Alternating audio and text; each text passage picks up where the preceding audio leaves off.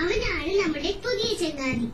പൂപ്പിക്കുട്ടൻ എപ്പോഴും സംശയങ്ങളാണ്, 100 കൂട്ടം ചോദ്യങ്ങളാണ് എപ്പോഴും. പക്ഷെ ആള് പാവമാ കേട്ടോ. ഇന്നാളെ ഒരു ദിവസം അവൻ കോഴിയമ്മയോട് ചോദിക്കുക, മുട്ടയാണ് കോഴിയാണ് ആദ്യം ഉണ്ടാവുന്നതെന്ന്. ഭാഗ്യം കോഴിയമ്മ